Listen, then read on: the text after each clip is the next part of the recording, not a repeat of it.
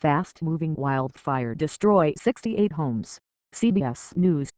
cbsnews.com/cbs evening news/cbs this morning/48 hours/60 minutes/Sunday morning/face the nation.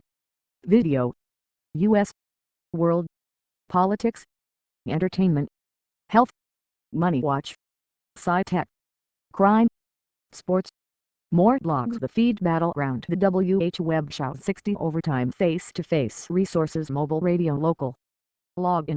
Join cbsnews.com. Sign in with profile. Manage my newsletter subscriptions. Update my email address. Change my password. Log out.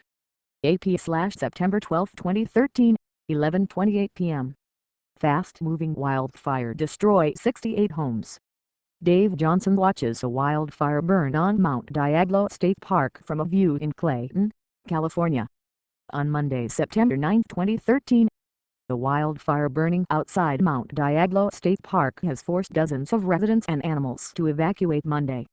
/AP photo /Marcio Jose Sanchez. San Francisco. In the hours before fire crews were able to corral a wildfire in rural far northern California, wind-driven flames fueled by dry grass and brush tore through communities at an estimated 500 acres an hour, giving residents just minutes to grab what they could and escape. 68 residences were destroyed, officials said Thursday, nearly doubling the initial estimate of home losses in Shasta County from the Clover Fire, which began 3 days earlier around the community of Ego, about 150 miles north of Sacramento. Authorities warned that the number could rise further. On Wednesday, officials said they had found a burnt body in the fire's perimeter. Brian Stanley Henry, 56, was found inside a motor home that was destroyed by the fire, officials said. Sheriff's deputies discovered his body while checking his home in Ego at his family's request. Play video. California wildfire turns deadly. It was very destructive in a very short period of time, State Fire spokesman Mike Weitzman said. Weitzman said the homes were likely destroyed within 8 hours of the fire's start. The blaze damaged an additional 5 homes and destroyed 128 outbuildings, officials said. It had burned 12.5 square miles by Thursday morning and was 65% contained. About 300 homes were evacuated, although officials expected to begin lifting at least some evacuations on Thursday.